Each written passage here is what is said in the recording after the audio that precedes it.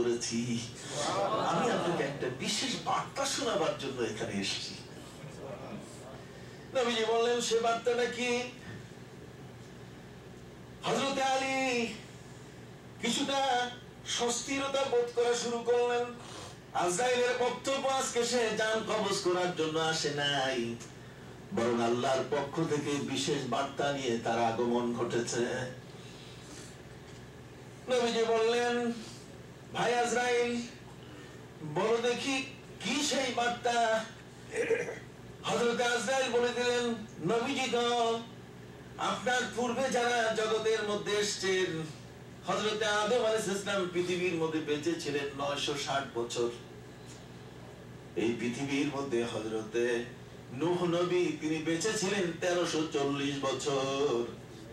এই পৃথিবীর মধ্যে যুলকারনাইন নামে একজন বাদশা এসেছে, পবিত্র কোরআন মজিদে তার নাম এসেছে। ওয়ায়াসআলুনাকা আন যিল কারনাইন, পবিত্র কোরআন মজিদে যুলকারনাইনের নাম এসেছে। হযরত আজরাইল নবীকে শোনাচ্ছেন, এই যুলকারনাইন পৃথিবীর মধ্যে 1650 বছর বেঁচে ছিলেন। আল্লাহ পাক রব্বুল আলামিন আমাকে বিশেষ বার্তা নিয়ে আপনার কাছে পাঠিয়েছেন। যতদিন আপনি চান পৃথিবীতে থাকতে পারবেন, আমি আজরাইল আপনাকে কখনো কোনো ডিস্টার্ব করব না। যতদিন ইচ্ছা ততদিন থাকতে পারবেন। আপনাকে আল্লাহ সুযোগ দিয়েছেন, ওই সুযোগের কথাটা, এই স্পেশাল নিউজটা আপনাকে দেওয়ার জন্য আমি এসেছি, যে আপনি যতদিন ইচ্ছা ততদিন কি করবেন? থাকতে পারবেন। তাহলে আমরা তো এরকম যদি নিউজ পাইতাম, তো আজরাইলকে বলতাম, ভাই তোমার জন্য একটা সুন্দর বিছানা তৈরি করে দাঁড়াও, বড় রাজমহল রসগোল্লা নিয়ে আসবো, তুমি কি খাইতে চাও মেনু দাও, দরকার হলে হিলটন হোটেল থেকে, কি বলেন ঠিক না, তাহলে শেরাটন থেকে, 5 তারা, এই ধরনের হোটেল থেকে ভালো বাবুর্চি দিয়ে পাকিয়ে তোমাকে একেবারে জীবনের মতো খাওয়াই দিব। আমার নবীজির কাছে বেঁচে থাকার প্রয়াসে এত চমৎকার একটি সংবাদ, জগতের মধ্যে মানুষ মৃত্যুর হাত থেকে পালায় যায় ক্লিনিকে। কোথায়? ক্লিনিকে পালায় যায়। আজরাইল আসে ঘরে, পালায় ক্লিনিকে। ক্লিনিক থেকে যায় ডাক্তারের হাতে, দেশ বদল করে, জমি জমা বিক্রি করে, বাঁচা যায় কিনা? আল্লাহ বলছেন, নো। قل إن الموت الذي تفرون منه فإنه ملاقيكم ثم تردون إلى عالم الغيب والشهادة فأنبئكم بما كنتم تعملون। আমার আল্লাহ বলেন, পৃথিবীতে পালাবার জায়গা কোথাও নাই, কোন ছিদ্র গলি পথ নাই, তুমি পালিয়ে নিজকে বাঁচাতে পারবে। এক ক্লিনিক থেকে আরেক ক্লিনিকে পালালেও বাঁচতে পারবে না। জীবনটাকে তুমি যদি লৌহ নির্মিত, তুমি যদি সীসা দিয়ে তৈরি করা সিন্দুকের মধ্যে রেখে বাঁচাতে চাও, আমার আল্লাহ বলে দিয়েছেন, আইনামা তাকুনু ইউদরিকুমুল মাউত ওয়ালাউ কুনতুম ফি বুরুজিন মুশাইয়াদা। তুমি যদি লৌহ নির্মিত সীসা গড়িত এমন কোন সিন্ধুকের মধ্যে তোমার নিজেকে বাঁচাবার জন্য তুমি প্রস্তুতি নাও, কেউ তোমাকে রক্ষা করতে পারবে না। তুমি জানো আমি কে? আমি ওই আল্লাহ। তোমার জীবনটাকে যখন গুছিয়ে আমি তোমার কণ্ঠনালীতে নিয়ে আসবো, ফালাউলা ইদা বালাগাতিল হুলকুম ওয়া আনতুম হিনাইদিন তানজুরুন ওয়া নাহনু আকরাবু ইলাইহি মিনকুম ওয়ালাকিন লা তুবসিরুন ফালাউলা ইন কুনতুম গায়রা মাদিনিন তারজিউনাহা ইন কুনতুম সাদিকিন। বলুন সুবহানাল্লাহ। আল্লাহ বলেন জীবনটাকে গুছিয়ে কণ্ঠনালীতে যখন নিয়ে আসবো, তোমার পায়ে বিট নাই, হাতে বিট নাই, স্পন্দন নাই, নড়ে সরে না, তোমার ছেলে ব্রিগেডিয়ার ছেলেটা পাশে বসা, ডাক্তার ছেলেটা পাশে বসা, কারো করার কিছু নেই। আল্লাহ বলছেন ওদের সে আমি তোমার আরো কাছে। পারলে তাদেরকে বলো তোমার জীবনটাকে আবার ওই ঠ্যাঙের মধ্যে হাতের মধ্যে ফিরাই দিও। ক্ষমতা আছে? জোরে কর না, আছে? আমার আল্লাহ বলেন বড় বড় ক্ষমতার মানুষগুলোকে কান ধরে মাটির সাথে মিশাই দিয়েছি।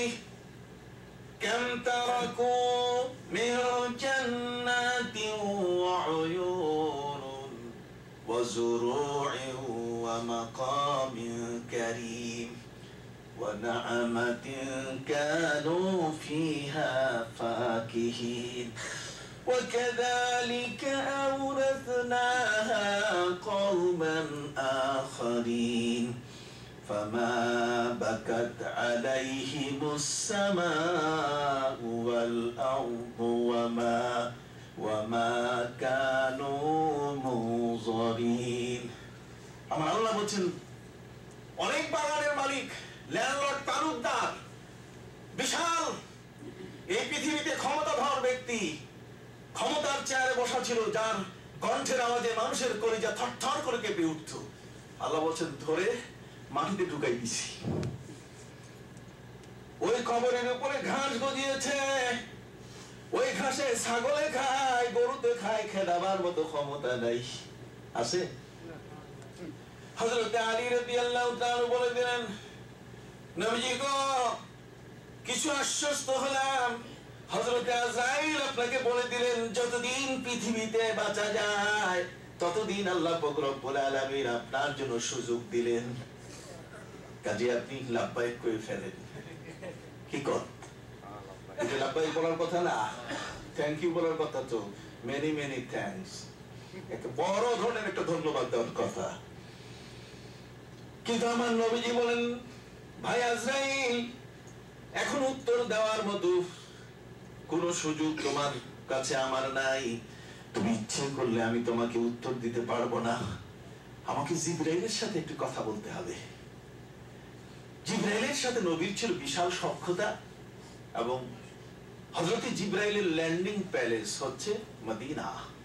সুবহানাল্লাহ। মদিনা মুনাওয়ারা হলো জিবরিল আমিনের কি ল্যান্ডিং প্যালেস। এখানে জিবরিল আমিনের অবতরণ ঘটে, যেটাকে আরবিতে বলে মাহাবাতে জিবরাইল। এই মাহাবাতে জিবরাইল নবীর মদিনায় জিবরিল আমিন এসেছেন 23 বছরে। 23 বছরে 24,000 বার। কতবার? 24,000 বার। আমরা একবার হজ করে দ্বিতীয়বার গেলে তখন ক্যাট ক্যাট ক্যাট করে উঠে কিছু লোক এই আবার মদিনা গেছে, মক্কা গেছে, এত যাওয়া দরকার, কত গরিব আছে, এগুলো টাকা পয়সা দিলেই তো হয়। উনি গরিবের দরদি হইছে, বেটা তোমার থাকলে তুমি দাও, আরেকজনের সরকার তেল দিতে কইছে কে তোমারে? আমার কবরে তো তুমি যাবা না, কতক্ষণ না? আমার কবর কি তুমি যাবা? আমার তো মন চায় আমার পাখা হলে আমার নবীর কাছে গিয়ে আমি হাজরা দিয়ে পড়ে থাকতাম। কি বলে ঠিক না?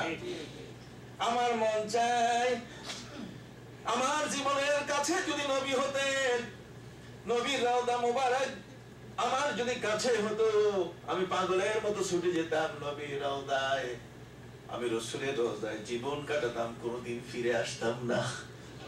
কি বলেন ঠিক না? মহব্বত এটাই। সাহাবায়ে কিরাম নবীর মহব্বতে মক্কা ছেড়ে দিয়েছে, নবীর মহব্বতে অর্থ সম্পদ সব ছেড়ে দিয়েছেন। আমার আল্লাহ বলছেন যারা এই ধরনের নবীর মহব্বতে হিজরত করেছে, যে হিজরত আমি ফরজ করে দিয়েছিলাম তাদের উপরে। কথা বুঝতে পারছেন? আল্লাহ বলছেন ওয়া ইউহাজিজ, যারা হিজরত করেছে আল্লাহর রাস্তায়, আল্লাহ বলেন ইয়াজিদ ফিল আরদি মুরাদামান কাসীরা ওয়া সাআ। আল্লাহ বলেন যতটুকু তার ক্ষতি হয়েছে তার চেয়ে আমি দ্বিগুণ পরিমাণে ব্যবস্থা করে দিয়েছি। সুবহানাল্লাহ। কাজী জিবরিল আমিন নবীর কাছে 23 বছরে আসতেন কতবার? 24,000 বার নবীর কাছে এসেছেন। নবীজি হযরতে আজরাইলকে বললেন ভাই আজরাইল, জিবরাইল ছাড়া আমি উত্তর দিতে পারবো না। হযরত আজরাইল বললেন আমি তো যাব না, উত্তর নিয়ে আমাকে যেতে হবে, কাজে আপনি জিবরাইলকে ডাকেন। নবীজি বললেন দাঁড়াও। আমার নবী মদিনা থেকে হ্যালো বললেন, জিবরাইল, মাই ডিয়ার জিবরাইল, কোথায়? জিবরিল আমিন নবীর সাথে এমন সম্পর্ক, নবী কথা বললে আরশ পর্যন্ত পৌঁছে যায়। নবীজি জিবরাইলকে আহ্বান করার সাথে সাথে সেকেন্ডে জিবরিল হাজির। বলবেন যে কেমনে সম্ভব? এটা সম্ভব তো বটে। বিমানের দুইটা পাখা ঘুরে, আর যদি DC-10 হয়, কনকর্ড হয়, তাহলে তো পৃথিবীর এক প্রান্ত থেকে আরেক প্রান্ত শেষ করতে বেশি সময় লাগে না। আল্লাহ পাক রব্বুল আলামিন জিবরিল আমিনকে পাখা দিয়েছেন 600 পাখা, একসাথে ঘুরে দিলে কয় সেকেন্ড লাগে? সুবহানাল্লাহ, কয় সেকেন্ড লাগে? হযরত জিবরিল আমিন নবীর কাছে উপস্থিত। জিবরিল আমিন পুরা ঘটনা বলে দিলেন। আজরাইল হাজির, আল্লাহর পক্ষ থেকে আমাকে সুযোগ দেওয়া হয়েছে।